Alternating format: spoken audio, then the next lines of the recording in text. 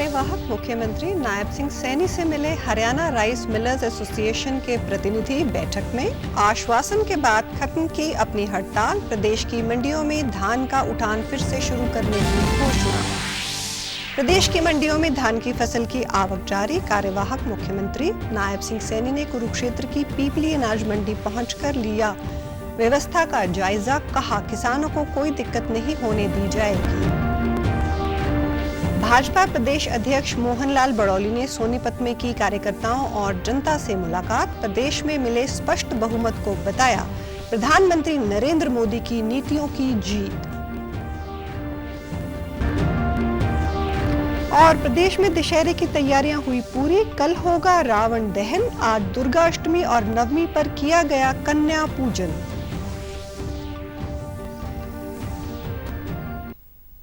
नमस्कार, मैं हूं शैली तनेजा। अब समाचार विस्तार से। कार्यवाहक मुख्यमंत्री नायब सिंह सैनी से मिले समाधान के बाद आश्वासन के हरियाणा राइस मिलर्स एसोसिएशन ने अपनी हड़ताल खत्म कर राज्य भर की मंडियों से धान का उठान फिर से शुरू करने की घोषणा की है। चंडीगढ़ में कल एसोसिएशन के प्रतिनिधियों के साथ आयोजित बैठक में कार्यवाहक मुख्यमंत्री नायब सिंह सैनी ने विभिन्न मांगों को सुनते हुए कहा कि एसोसिएशन की अधिकतर मांगें भारतीय खाद्य निगम और केंद्र सरकार से संबंधित हैं। उन्होंने प्रतिनिधियों को आश्वासन दिया कि उनकी सभी मांगों और मुद्दों को केंद्र सरकार के समक्ष उठाया जाएगा। इस पर एसोसिएशन ने आश्वासन दिया कि राइस मिलर्स द्वारा उठान प्रक्रिया को तुरंत प्रभाव से शुरू किया जाएगा। मिलिंग शुल्क बढ़ाने पर मुख्यमंत्री ने कहा कि राज्य सरकार इसे ना बढ़ाने के संबंध में केंद्र सरकार से अनुरोध करेगी। यदि केंद्र सरकार मिलिंग शुल्क में वृद्धि करती है तो राज्य सरकार मिल्क मालिकों को अतिरिक्त बोनस देने पर विचार कर सकती है। उन्होंने कहा कि ड्राइज चार्जेस को 0.5% से बढ़ाकर 1% करने के अनुरोध पर भी विचार किया जाएगा।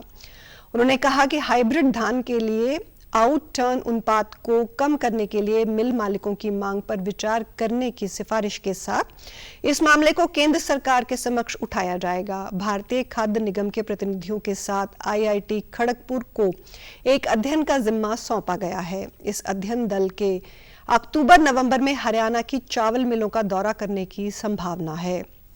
कार्यवाहक मुख्यमंत्री ने कहा कि राज्य के विभिन्न एफसीआई गोदामों में 16 लाख मीट्रिक टन धान के भंडारण की पर्याप्त व्यवस्था की जा रही है। वर्तमान में 8 लाख मीट्रिक टन भंडारण क्षमता उपलब्ध है तथा दिसंबर तक 8 लाख मीट्रिक टन अतिरिक्त भंडारण क्षमता तैयार होने की उम्मीद है। कार्यवाहक मुख्यमंत्री नायब सिंह सैनी ने आज कुरुक्षेत्र की पीपली अनाज मंडी पहुंचकर व्यवस्था का जायजा लिया। इस दौरान उन्होंने आढ़तियों व किसानों से बातचीत की और उनकी समस्याएं सुनी। उन्होंने अधिकारियों को जरूरी दिशा निर्देश दिए। पत्रकारों से बातचीत करते हुए उन्होंने कहा कि मंडी में सभी व्यवस्थाओं को दुरुस्त करने के लिए अधिकारियों को आदेश दे दिए हैं।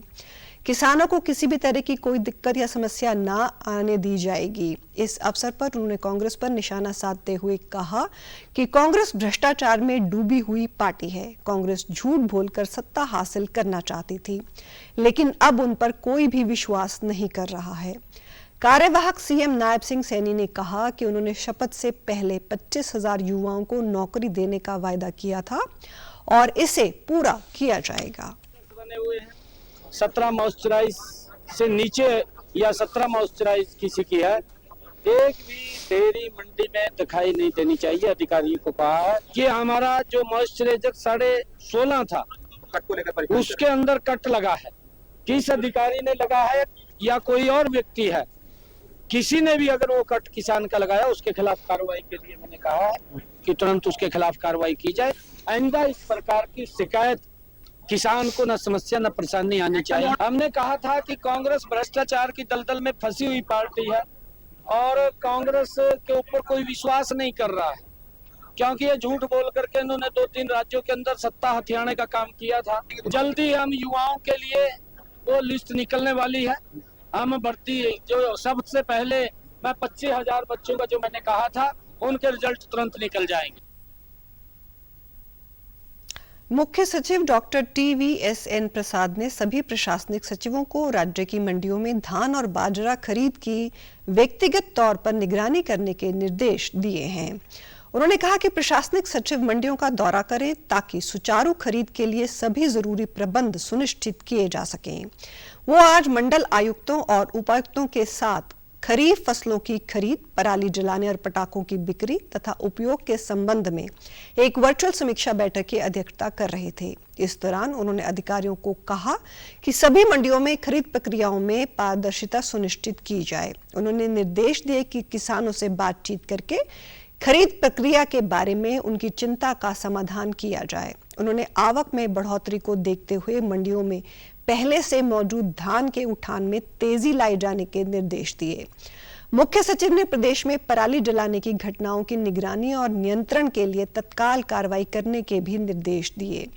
उन्होंने कहा कि आग की घटनाओं पर तत्परता से नजर रखने के लिए उपग्रह डेटा और ग्राउंड रिपोर्ट का उपयोग किया जाए। पराली जलाने के हानिकारक प्रभावों के बारे में किसानों को शिक्षित करने के लिए प्रभावी आउटरीच कार्यक्रम चलाए जाएं। इसके अलावा पर्यावरण के अनुकूल फसल अवशेष प्रबंधन तकनीकों तथा सुपर सीडर और हैप्पी सीडर जैसे उपकरणों के लिए सरकारी सब्सिडी को भी बढ़ावा दिया जाए।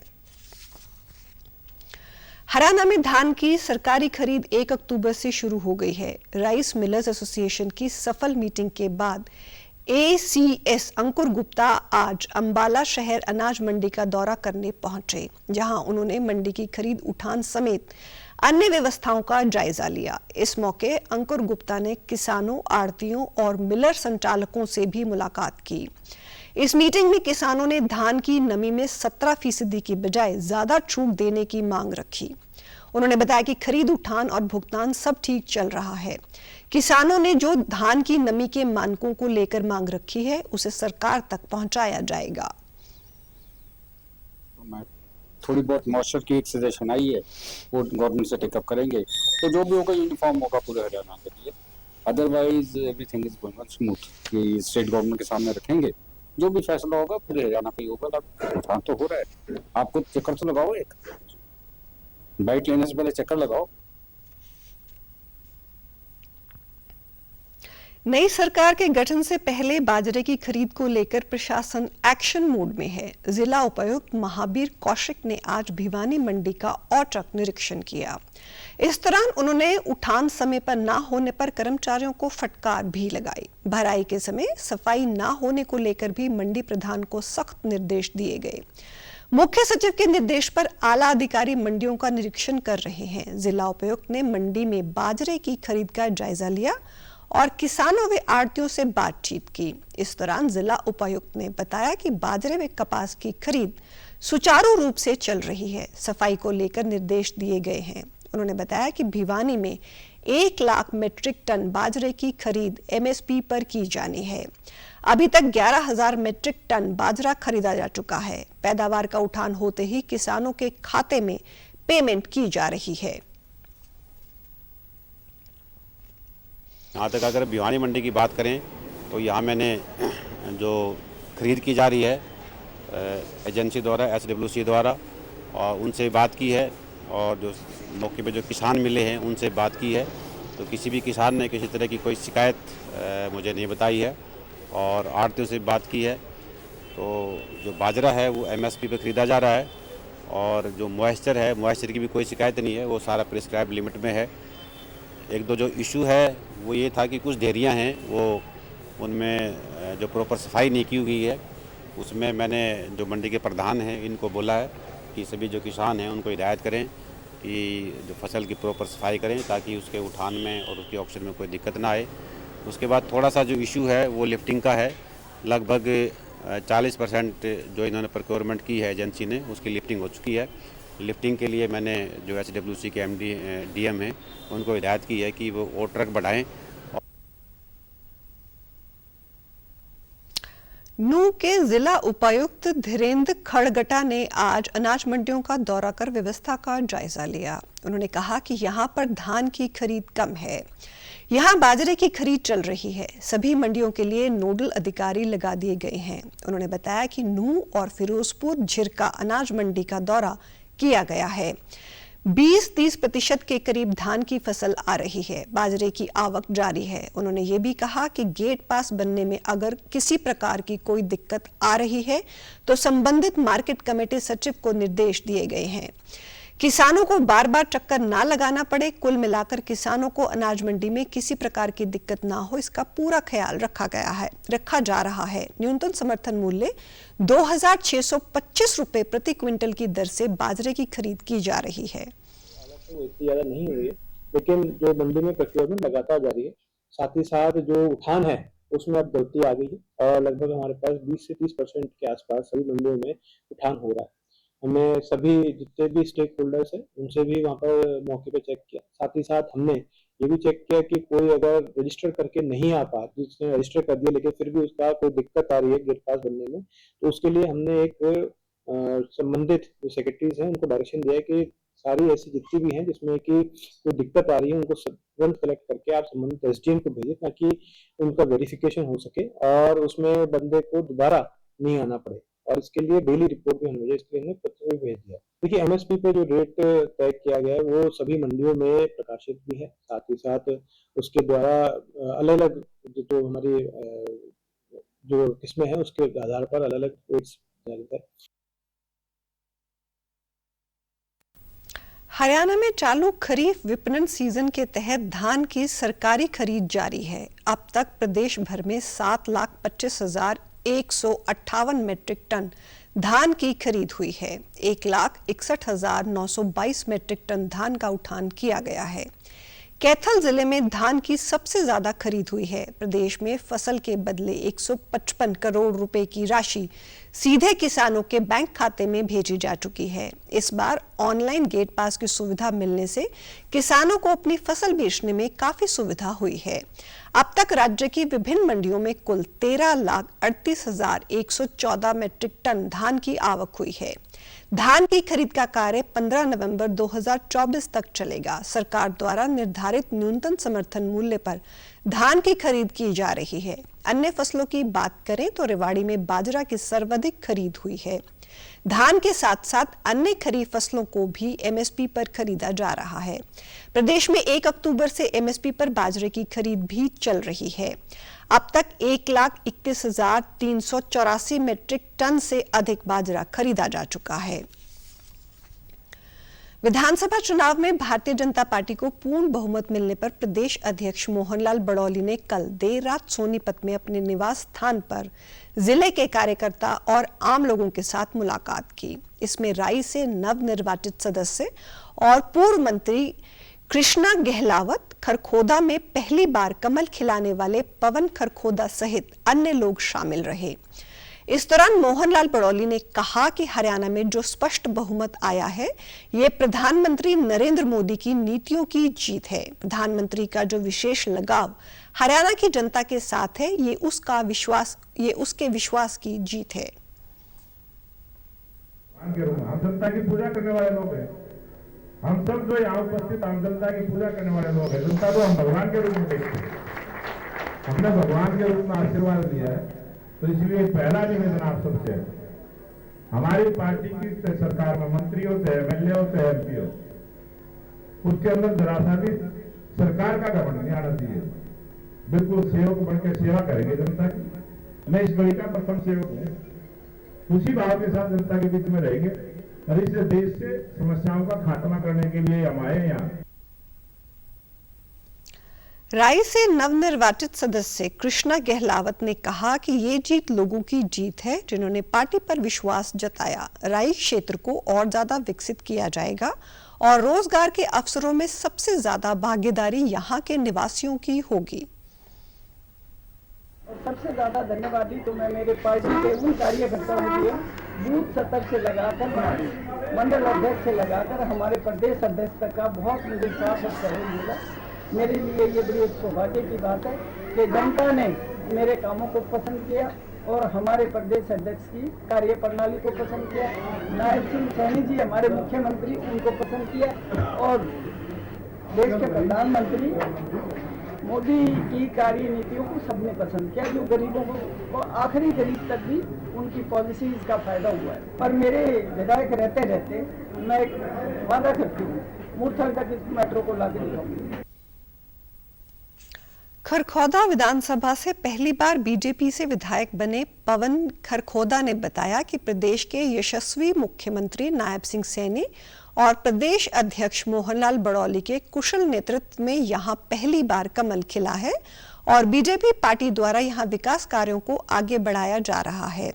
खरखौदा में मारुति उद्योग लगाया गया है, जिससे यहां के स्थानीय लोगों को रोजगार मिलेगा। मुख्यमंत्री नायब सैनी जी को जाता है, हमारे प्रदेश के ओजस्वी अध्यक्ष हमारे मोहनलाल बड़ौली जी को जाता है और हमारे तमाम छत्तीस बिरादरी की जनता को ये जीत समर्पित है। कार्यकाल में खरखौदा में दुनिया का सबसे बड़ा प्लांट मारुति का खरखौदा में लेकर आए डबल इंजन की सरकार के माध्यम से, और लाखों लोगों को रोजगार देने का काम खरखौदा की धरती से होने जा रहा है। और आगामी आने वाले 5 वर्षों में जो 15 साल में कांग्रेस ने गड्ढे खोदने का काम किया है, उन गड्ढों को 5 साल में भरने का काम करेंगे और लाखों छोटी छोटी इंडस्ट्री फैक्ट्रियां और खरखौदा में आने जा रही है। माननीय मुख्यमंत्री जी ने भी भरोसा दिलाया कि खरखौदा का जो 15 साल से जो विकास का पहिया रुका हुआ था, उसको गति देने का समय अब आ गया है। रेवाड़ी से जीतकर आए भाजपा के नवनिर्वाचित विधायक लक्ष्मण सिंह यादव ने आज शहर में जन आशीर्वाद रोड शो निकालकर लोगों का आभार व्यक्त किया। महाराजा अग्रसेन की प्रतिमा पर माल्या अर्पण कर रोड शो का शुभारंभ किया। इस दौरान उन्होंने कहा कि रेवाड़ी की जनता ने उन्हें वोट के रूप में जो अपना आशीर्वाद दिया है, उसके लिए वो सदैव आभारी रहेंगे। जल्द ही रेवाड़ी बदलाव की ओर तेजी से अग्रसर होता दिखाई देगा। लोगों की उम्मीदों पर पूरी तरह से खरा उतरने का कार्य किया जाएगा। उन्होंने कहा कि शहर के व्यापारियों की अनेक समस्याएं हैं, उनका प्राथमिकता के आधार पर समाधान कराया जाएगा। जनता जनार्दन का जो फैसला है वो भगवान का आदेश होता है और हम उसी आदेश के मानते हुए भाई जनता ने जो मैंडेट भारतीय जनता पार्टी को पूरा हरियाणा प्रदेश में दिया है, निश्चित तौर पे तीसरी बार पूर्ण बहुमत की सरकार आपके सामने भारतीय जनता पार्टी की बन रही है, हैट्रिक लगा रही है। तो मैं तो पहले से कह रहा था 2 साल से केंद्र में हमारी जैसे ही सरकार बनेगी, देखिए सब लोगों के साथ मिलके हम प्रयास करेंगे रेवाड़ी को एक सुखद परिवर्तन देने का, और हम चाहते हैं कि रेवाड़ी की समस्याओं को सब मिलकर उसको दूर करें। अंबाला शहर विधानसभा क्षेत्र से चुनाव हारने के बाद कल पूर्व मंत्री असीम गोयल ने अपने कार्यकर्ताओं की बैठक बुलाई, जिसमें हजारों कार्यकर्ता शामिल हुए। इस दौरान उन्होंने कार्यकर्ताओं का हौसला बढ़ाते हुए कहा कि उनका जीवन अंबाला और अंबाला की जनता के नाम है। पहले भी अंबाला के लिए काम किया है और भविष्य में भी करते रहेंगे। उन्होंने कहा कि हमारे अंबाला के बेटे नायब सिंह सैनी मुख्यमंत्री बनने जा रहे हैं, इससे बड़ी खुशी की कोई बात नहीं हो सकती। उन्होंने कांग्रेस पर हमला बोलते हुए कहा कि पहले वे मुख्यमंत्री कौन इसका शोर मचा रहे थे, अब एक दूसरे को हार का जिम्मेदार ठहरा रहे हैं। पहले भी एक मुट्ठी था और आज भी एक मुट्ठी ही खड़ा है, इसके अंदर कोई सेंध नहीं लगा सकता। हमने पहले भी अंबाला के लिए काम किया और हमारी पूरी टीम आज भी अंबाला शहर विधानसभा के लिए काम करेगी। देखिए, कांग्रेसी तो अपना ये विधवा विलाप करते रहेंगे। कांग्रेस को दरअसल एक चीज समझ नहीं आ रही, इनको जनता ने नकार दिया है। वो अब अपना रोना हर बार विधवा विलाप जो है ईवीएम के ऊपर फोड़ते हैं। जब कांग्रेस जीतती है तो ईवीएम ठीक हो जाती है, जो कांग्रेस हारती है तो वही ईवीएम जो है खराब हो जाती है। कांग्रेस जो है पहले भी लड़ती रही थी, सरकार बनने से पहले कौन बनेगा मुख्यमंत्री, कौन बनेगा मंत्री, इनका चल रहा था, और आज कौन है जिम्मेवार, ये इनका चलता ही रहेगा। ये केबीसी की तरह जो इनका क्विज है, कांग्रेस बेसिकली विचार से पीछे हटके केवल सत्ता और स्वार्थ के लिए जो राजनीति करती है। एनआईटी कुरुक्षेत्र में जारी 4 दिवसीय सांस्कृतिक उत्सव कॉन्फ्लुएंस का कल धूमधाम से आगाज हुआ। 13 अक्टूबर तक चलने वाले इस उत्सव के उद्घाटन के अवसर पर पुलिस महानिदेशक शत्रुजीत कपूर मुख्य अतिथि के रूप में उपस्थित रहे। अपने संबोधन में उन्होंने कहा कि ये संस्थान उनके छात्र जीवन की यादों का साक्षी रहा है। इस दौरान उन्होंने विद्यार्थियों को बधाई देते हुए संस्थान में हासिल किए गए अपने रोचक अनुभवों को भी साझा किया। इसका इंटेक भी बड़ा हो गया कॉलेज, और नेशनल इंस्टीट्यूट ऑफ टेक्नोलॉजी का स्टेटस है, जो कि खुशी की बात है। और तरक्की करेगा ये। एनआईटी कुरुक्षेत्र के dean student welfare doctor Dikshit Garg ने कहा कि ये सांस्कृतिक महाकुंभ 4 दिन चलेगा और इसमें एक से बढ़कर एक प्रस्तुतियां पेश की जा रही हैं। आज तक जो है जितने भी कल्चरल इवेंट्स कल्चर होते थे उसमें इस बार का जो बेस्ट टू बेस्ट होने जा रहा है। इसके अंदर ना अंदर बड़ा नेचर है, अच्छे उसमें अच्छे आ रहे हैं। और उसके अलावा जो है ना ये बच्चों ने इसके अंदर काफ़ी मेहनत की है और उसके साथ साथ फैकल्टी के काफ़ी मेहनत की है। सांस्कृतिक उत्सव में हिस्सा ले रहे विद्यार्थियों ने कहा कि हर वर्ष हम इसका इंतजार करते हैं, जो संस्थान के माहौल में 4 चांद लगा देता है। इस तरह के कार्यक्रम से मनोरंजन तो होता ही है, साथ ही ये व्यक्तित्व विकास के लिए भी बड़ा जरूरी है। हर साल ये 4 दिन तक एक कल्चरल फेस्ट होता है जिसके अंदर आप डिफरेंट कॉलेजेस से टीम्स आती हैं, पार्टिसिपेट करती हैं और basically Indian songs, Indian folk dances और इंडियन कल्चर्स को सपोर्ट करते हुए, बढ़ावा देते हुए यहाँ पे हम मतलब अपना ये इवेंट कराते हैं। और ये 4 दिन का लंबा फेस्ट होता है, day to night different events होते हैं, लाइक मोनो एक्ट है, डांसेस हैं, ग्रुप सिंगिंग्स हैं, कोरियो नाइट है और बेटर लुक बैंड्स और काफी जो बड़े इवेंट्स होते हैं वो हमारे OET and different sports ground star night. Jind में इस वर्ष पहली बार दशहरे पर एक अनूठा रावण दहन किया जाएगा। दर्शकों के लिए ऐसे रावण को तैयार किया जा रहा है जो कि आवाज के साथ अपनी गर्दन घुमाएगा तथा पलक भी झपकाएगा। जींद सनातन धर्म आदर्श किला रामलीला कमेटी के प्रधान रवि गुंबर ने बताया कि वर्ष 1955 से रावण दहन का कार्यक्रम आयोजित हो रहा है। अब की बार केवल जींद में ही ये प्रयोग किया जा रहा है। रावण दहन में नवनिर्वाचित विधानसभा सदस्य डॉक्टर कृष्ण लाल मिड्डा मुख्य अतिथि होंगे।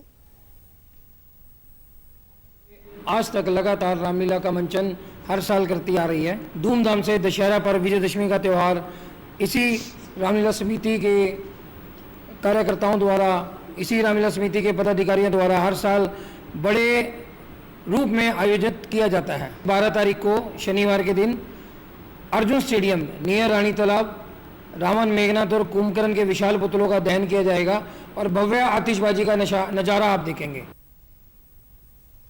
पिछले 45 वर्षों से पुतले बना रहे कारीगर ने बताया कि जिला मुख्यालय पर 50 फीट लंबे रावण एवं 45 फीट ऊंचे मेघनाथ एवं कुंभकर्ण के पुतले बनाए गए हैं। ये प्रयोग पहली बार जींद में ही हो रहा है। अभी बनाता हूँ असार की भी, फिर यहाँ बनाने लग गया जी, इनकी मांग आ गई, जो भी आइटम मांगते हैं वही बना सकता हूँ मैं। इसके जी इसकी आँख घुमाई चलाई जाएगी, मुंह चलाया जाएगा, गर्दन घुमाई जाएगी। हाँ बोलेगा, मुंह से बोल देगा, हंसेगा, आँख जैसे अपनी चलती है ऐसे चलेगी। दोनों चलाओगे, दोनों एक करोगे तो एक चलेगी जी। जी पहली दफ़ा हो रहा है। आज से 45 साल हो गई जी। जो कलाकारी जो इस साल दिखाई जाएगी जींद के अंदर कभी ना दिखाई गई है और ना ही कोई देखने वाला है। हंसता मुक्ता और जितनी गर्दन अपनी घूमती है इतनी गर्दन रावण की घूमेगी जी। हाँ जी, लेफ्ट राइट और हंसता हुआ आंखें भी झलकेगी उसकी। हाँ जी, मुँह हिलेगा जी। जो ये कलाकारी दिखाई जा रही है ये हमारे पिताजी से है। हाँ जी, हरियाणा में कहीं नहीं है।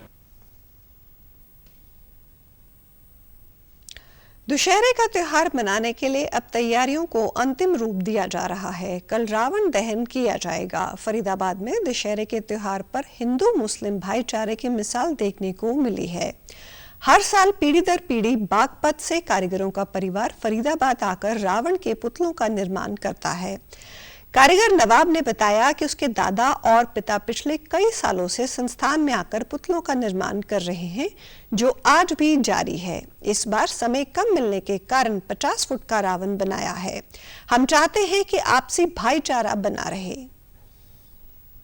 बनाते हैं हम ये 50 फुट की आइटस, समय नहीं था इसलिए जो एक कम हाइट का बनाया, 50 फुट बनाया। देखिए पहले इस मंदिर में पहले हमारे दादा काम करते थे, फिर ये हमारे पिताजी और हम कर रहे हैं।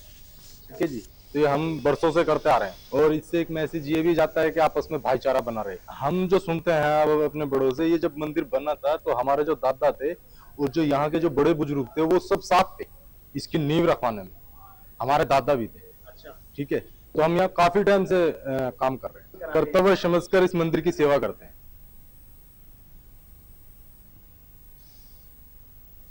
प्रदेश में आज दुर्गा अष्टमी मनाई गई। आज नवरात्र का अंतिम दिन है और कल दशहरा मनाया जाएगा। फतेहाबाद में दुर्गा अष्टमी पर श्रद्धालुओं ने कंजक पूजन किया। श्री राम आश्रम शिव मंदिर के पुजारी पंडित केशव शास्त्री ने बताया कि ये दिन भगवान श्री राम की आराधना से संबंधित है। उन्होंने लंका पर विजय पाने के लिए 9 दिन का विशेष यज्ञ किया था और माता रानी ने उन्हें आशीर्वाद दिया, तब जाकर वो लंका पर विजय पा सके। तब से लेकर आज तक ये दिन कन्या पूजन के रूप में मनाया जाता है। छोटी कन्याओं को इस दिन विशेष प्रकार के व्यंजन और उपहार दिए जाते हैं, उनकी पूजा की जाती है। शारदीय नवरात्रि में अष्टमी तथा नवमी एक ही दिन आते हैं। पूजा करने आए श्रद्धालुओं ने बताया कि नवरात्रों का पर्व दुर्गा अष्टमी तथा नवमी के साथ सफलतापूर्वक संपन्न हो रहा है। उन्होंने 9 दिन तक व्रत रखे, माता की पूजा अर्चना की तथा आज कंजक पूजन किया गया तथा मंदिरों में कन्या भ्रूण हत्या के खिलाफ संकल्प भी लिया गया। ये होते हैं, ये शरद नवरात्रि है और आज अष्टमी का पावन दिन है। प्रातःकाल अष्टमी और नवमी एक साथ में है, तो हम माता रानी की पूजा कर रही है। तो ये नवरात्र में देखो, नवरात्र इतनी विशेषता है, माता रानी की कृपा है। ये राम जी ने किया था। पहले ये नवरात्रों की प्रारंभ शुरुआत श्री राम प्रभु ने किया था। कब किया था कि जब राम श्रीलंका में जा रहे थे विजय प्राप्त करने के लिए, तो उन्होंने पहले माँ की आराधना किया। आज रामनवमी भी मनाई जा रही है और ये इसका बहुत बड़ा महत्व है। आज के दिन कन्याओं का पूजन किया जाता है, हमने भी पूजा की है और मैं माता रानी से कृपा करती हूँ कि आप सब पे माता रानी अपनी बनाए रखे। दुर्गा अष्टमी एक त्योहार है जिसके अंदर हमें अपना मनवांछित फल मिलता है और ये बहुत अच्छा त्योहार। दशहरे से पूर्व कैथल में 13वीं हनुमान माफी दंडवत यात्रा बड़ी श्रद्धा और उत्साह से निकाली गई। इस यात्रा में श्रद्धालु ढोल नगाड़ों और डीजे के साथ नाचते झूमते नजर आए। कई कलाकारों ने हनुमान जी की रंग बिरंगी आकर्षक पोशाकें पहनकर यात्रा की शोभा बढ़ाई। युवक सड़क पर दंडवत करते हुए शामिल हुए, जो दशहरे के दिन हनुमान स्वरूप बनेंगे।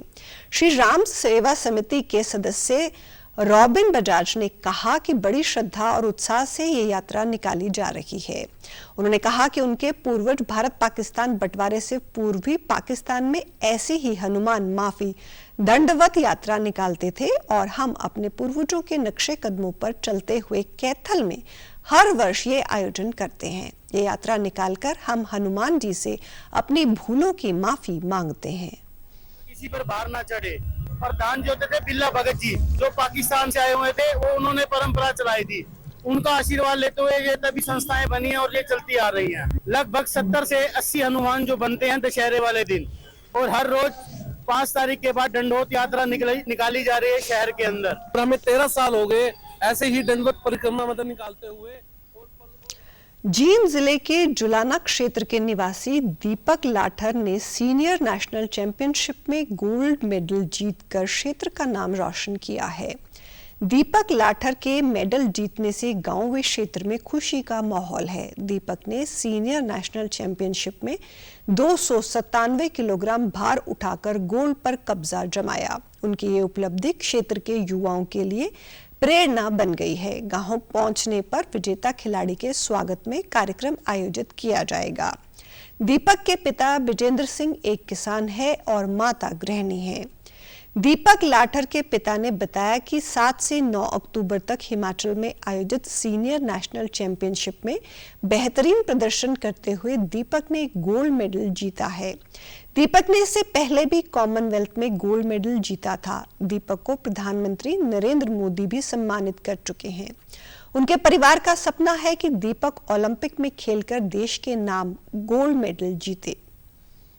अभी कॉमनवेल्थ गेम्स होंगे 2026 में, एशियन गेम्स होंगे, उसकी तैयारी कर रहे हैं। कॉमनवेल्थ चैंपियनशिप हुई थी 2014 मलेशिया, उसमें उसका था सिल्वर मेडल, वो इसे स्टार्टिंग कर दी इसने। और उसके बाद लगातार 7 साल तक रहा हो इंडिया कैंप में, जिसमें यूथ जूनियर सीनियर तीनों इवेंट में नेशनल और इंटरनेशनल खेला और रिकॉर्ड बनाए। बहुत बढ़िया लगा जी हमें। बड़ी खुशी हुई और अभी पुनः ट्रेनिंग कर हो। मेरे बेटे ने इतने गोल्ड मेडल ला रखे हैं, इतनी खुशी हो रही है जी बहुत गई। मेरे दूध की लाज रखी थी उसने, हम बहुत खुश हो रहे हैं जी। मेरे भाई का भी सीनियर नेशनल में गोल्ड मेडल आया है, तो उसकी खुशी में यहाँ पर इतनी खुशी हो रही है जी। अभी फिलहाल उसने गोल्ड मेडल जीता वहाँ पे सीनियर कैटेगरी में, तो जी उसके बहुत सारे मेडल है जी। सीनियर इंटरनेशनल में बहुत सारे मेडल है उसके। इंटरनेशनल कम से कम 12 से ज्यादा खेल चुका है जिसमें गोल्ड मेडल रहा हर बार उसका। नेशनल के तो बहुत ही सारे ज्यादा मेडल है, जिसके 20 से 25 ज्यादा मेडल उसके। और सीनियर वर्ल्ड चैंपियनशिप में सबसे नौजवान जाने वाला सबसे पहला भाई मेरा भाई था, जो सबसे पहली बार वहां पे गया था। समाचारों में आज इतना ही। नमस्कार।